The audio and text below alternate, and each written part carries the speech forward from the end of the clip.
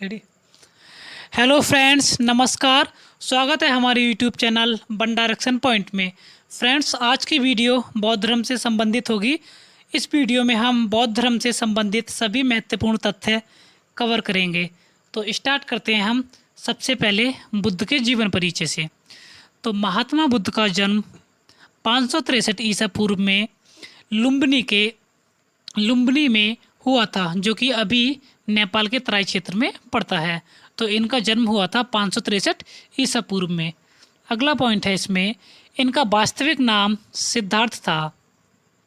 इनके पिता का नाम शुद्धोधन था, जो कि कपिलवस्तु के शाक्यगढ़ के राजा थे।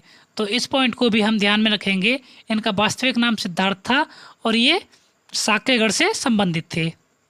अगला पॉइंट है, इनकी माँ का नाम महामाया था, जो कि कौलिय वंश की राजकुमारी थी।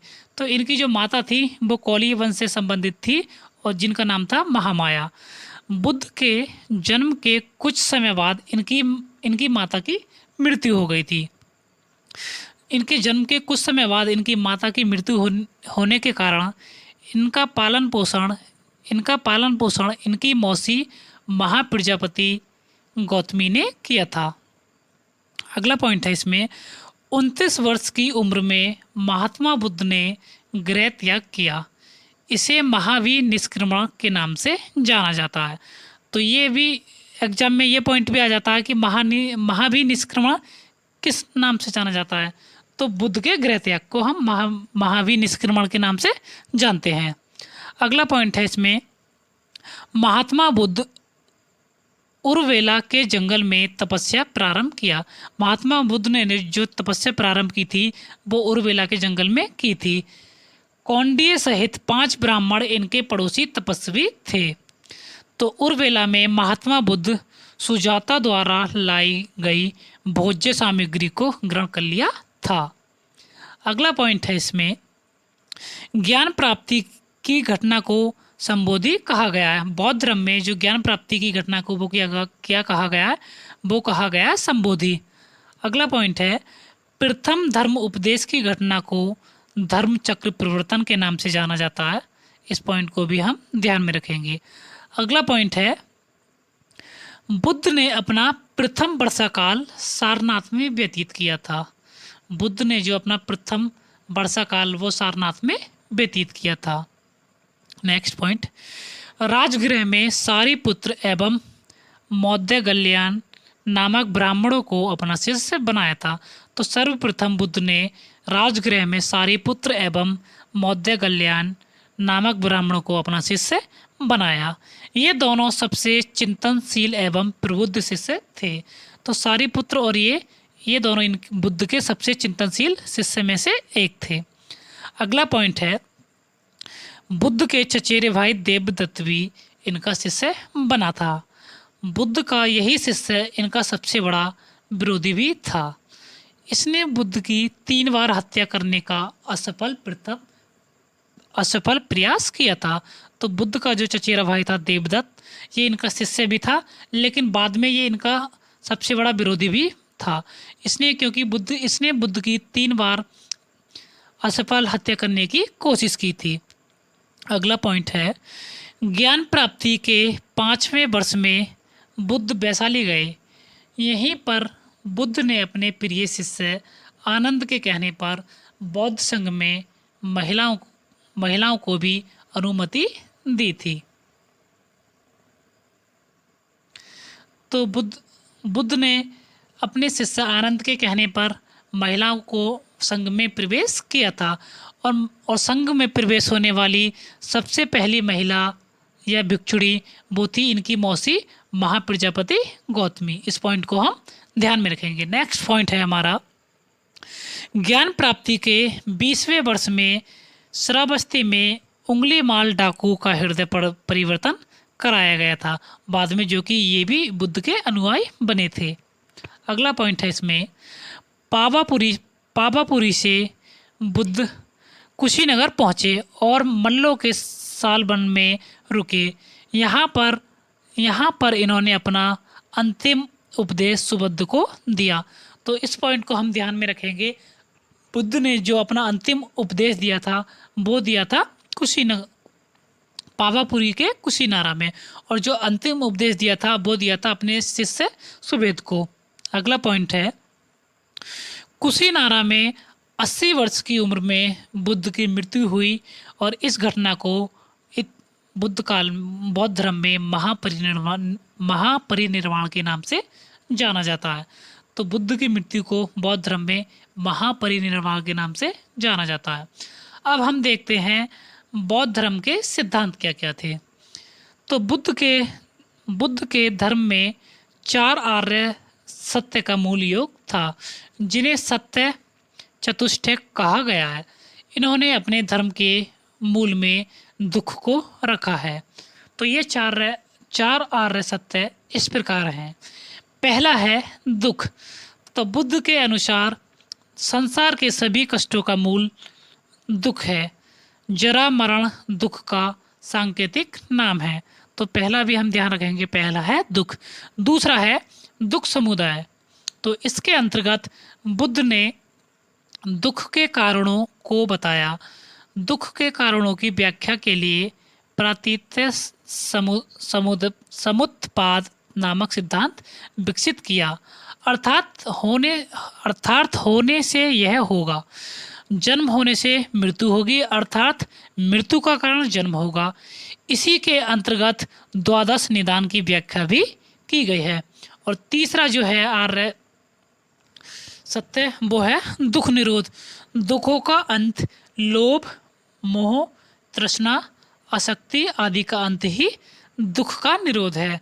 दुख निरोध से निर्वाण की प्राप्ति होती है। और चौथा जो है वो है दुख निरोध गामिनी प्रतिपदा। तो इसके अंतर्गत बुद्ध ने दुखों को दूर करने के लिए 8 मार्ग बताए हैं, जिन्हें अष्टांगिक मार्ग कहा गया है बौद्ध धर्म में। आगे देखते हैं हम अष्टांगिक मार्ग किस प्रकार हैं।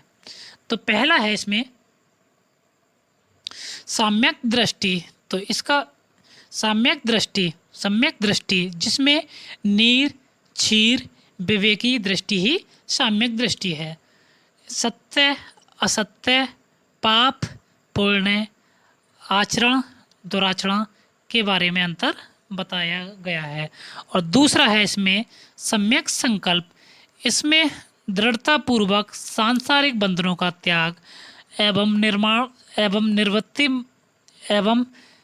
निर्माण मार्ग की अनुसरण करना ही सम्यक संकल्प है। और तीसरा जो है अष्टांगिक मार्ग का वो है सम्यक वाणी। इसके अनुसार सत्य एवं प्रिय बोलना ही सम्यक वाणी है। और चौथा जो है वो है सम्यक कर्मांत। इसके अनुसार अच्छे कर्म करना ही सम्यक कर्मांत है। और पांचवा जो है वो है सम्यक आजीव। तो जीव यापन शुद्ध एवं न्यायपूर्ण प्रणाली ही सम्यक आजीव है। छठा है सम्यक व्यायाम। दूसरों की भलाई करने का प्रयत्न करना ही सम्यक व्यायाम है। और सातवां है सम्यक स्मृति। इसमें विवेक एवं स्मृति का पालन किया गया है। और आठवां जो है वो है सम्यक समाधि। इसमें चित्त की एकाग्रता ही सम्यक समाधि है। तो अष्टांगिक मार्गों को 3 स्कंद में विभक्त किया गया है। इसमें पहला है प्रज्ञा। इसके अंतर्गत सम्यक दृष्टि एवं सम्यक संकल्प है। और दूसरा है वो है शील। इसके अंतर्गत सम्यक वाणी, सम्यक कर्मांत, सम्यक आजीव एवं सम्यक व्यायाम आते हैं। और तीसरा जो है वो है समाधि। इसके अंतर्गत सम्यक स्मृति एवं सम्यक समाधि आते हैं। आगे पॉइंट देखते हैं हम। बौद्ध धर्म कारणवाद, क्षणिकवाद, अनिश्वरवाद, कर्म एवं पुनर्जन्म पर विश्वास करता है। तो ये बहुत ही महत्वपूर्ण पॉइंट है, इसको हम ध्यान में रखेंगे। अगला पॉइंट है बौद्ध धर्म अनात्मवादी है, अर्थात आत्मा में विश्वास नहीं करता है। तो 2 पॉइंट को हम ध्यान में रखेंगे अवश्य। बौद्ध धर्म आत्मा में विश्वास नहीं करता है और पुनर्जन्म में विश्वास करता है। अगला पॉइंट है हमारा, अब हम देखते हैं बौद्ध धर्म की संगतियाँ। जो कि एग्जाम के दृष्टिकोण से काफ़ी महत्वपूर्ण हो जाती हैं। तो प्रथम बौद्ध संगति कहाँ पर हुई थी? वो हुई थी राजगृह में, जिसके अध्यक्ष थे महाकश्यप। और जो उस समय जो शासक थे, किसके शासनकाल में हुई थी? तो वो थे अजातशत्रु। इसी प्रथम बौद्ध संगति में विनय पिटक एवं सुत्त पिटक का संकलन भी किया गया था। तो इस प्रथम बौद्ध संगति के सभी तथ्य हम याद रखेंगे। अब बात करते हैं द्वितीय बौद्ध संगति की। द्वितीय बौद्ध संगति वैशाली में की गई थी। इसके अध्यक्ष थे सर्वकामी, जो कि कालाशोक के शासनकाल में की गई थी। द्वितीय बौद्ध संगति में बौद्ध संघ में फूट पड़ गई थी। इस कारण बौद्ध भिक्षु दो वर्गों में विभक्त हो गए थे, एक स्थिरवादी और दूसरा महासांगिक। और तीसरी बौद्ध संगति की बात करते हैं हम। तीसरी जो बौद्ध संगति थी वो पाटलिपुत्र में आयोजित की गई थी। इसके जो अध्यक्ष थे वो थे मोगलीपुत्र त्रिस्य, और ये अशोक के शासनकाल में आयोजित की गई थी। इसी बौद्ध संगति में अभिधम्म पिटक का संकलन भी किया गया था। अब बात करते हैं हम चतुर्थ बौद्ध संगति की। यह कश्मीर के कुंडलवन में आयोजित की गई थी। उस समय यहाँ का शासक वसुमित्र, इस समय उसके चतुर्थ बौद्ध संगति का अध्यक्ष वसुमित्र था, और इस समय इसका शासनकाल कनिष्क के शासनकाल में हुई थी। और इसमें बौद्ध धर्म में विभाजन हुआ था, जैन, हीनयान और महायान के रूप में। चतुर्थ बौद्ध संगति में इसका विभाजन हुआ था। आगे देखते हैं हम हीनयान और महायान में मुख्य रूप से अंतर क्या क्या थे। तो पहला पॉइंट देखते हैं हम हीनयान में। यह बौद्ध धर्म का प्राचीन रूप है। जो हीनयान है वो बौद्ध धर्म का प्राचीन रूप है। अब और महायान जो है वो है बौद्ध धर्म का नवीन रूप है, यानी कि हीनयान पहला है और महायान बाद में आया था। दूसरा पॉइंट है इसमें हीनयान, यह कठोर मार्ग है, इसके द्वारा कम लोग निर्माण की प्राप्ति कर सकते हैं। अब देखते हैं हम महायान का पॉइंट। यह सरल मार्ग है, इसके द्वारा अधिक लोग निर्माण की प्राप्ति कर सकते हैं। अब देखते हैं हम हीनयान में पॉइंट नंबर 3, यह बुद्ध को अलौकिक गुण वाला सामान्य पुरुष मानते हैं, जबकि महायान में यह बुद्ध को भगवान मानते हैं। आगे बढ़ते हैं हम हीनयान का पॉइंट नंबर 4, यह बुद्ध के प्रतीकों की पूजा करते हैं, जबकि महायान में बुद्ध की मूर्ति की पूजा करते हैं। अब हीनयान का पॉइंट नंबर 5, इनके ग्रंथ पाली भाषा में रचे गए हैं, जबकि महायान के ग्रंथ संस्कृत भाषा में रचे गए हैं। और पॉइंट नंबर 6 है, यह कर्म एवं धर्म में विश्वास करते हैं, जबकि महायान यह परोपकार में विश्वास करते हैं। अगला पॉइंट है हमारा हीनयान का प्रसार श्रीलंका, बर्मा, थाईलैंड, कंबोडिया आदि देशों में भी हुआ था। और महायान का पॉइंट नंबर 6 देखते हैं हम। इसका प्रचार चीन, तिब्बत, जापान, कोरिया आदि देशों में भी किया गया था। अब हम देखते हैं हीनयान के उप संप्रदाय। तो पहला है इसमें वैभाषिक सत्र, इसको हम ध्यान में रखेंगे, इसको हम एक्सप्लेनेशन नहीं करेंगे, ये आपके एग्जाम के दृष्टिकोण से ज़्यादा महत्वपूर्ण नहीं है।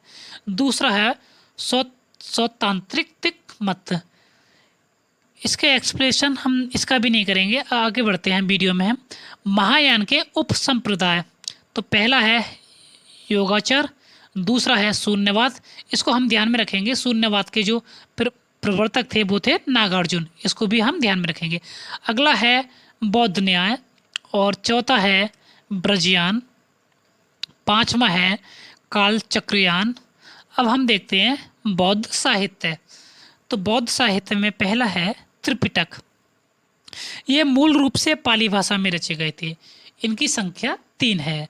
तो पहला है इसमें विनय पिटक, इसमें भिक्षु एवं भिक्षुणियों के आचरण संबंधी नियम दिए गए हैं, तो विनय पिटक इनके नियम से संबंधित था। दूसरा है इसमें सुत्त पिटक, इसमें बौद्ध धर्म के उपदेश संकलित हैं। और तीसरा है अभिधम्म पिटक, इसमें बौद्ध धर्म की दार्शनिक व्याख्याएं दी गई हैं। इसका सबसे महत्वपूर्ण भाग कथा वस्तु है, जिसकी रचना मोगली-पुत्र तिस्से ने की है। आगे देखते हैं हम जातक कथाएं। ये मूल रूप से पाली भाषा में रचे गए हैं। इनकी संख्या 549 है। इसमें बौद्ध धर्म के पूर्वजनों की कथाएं हमें देखने को मिलती हैं। अगला पॉइंट है अष्ट कथाएं, और अगला पॉइंट है इससे भी आगे मिलिंद पन्हो। इसको हम देखते हैं। यह ग्रंथ पाली भाषा में रचा गया है।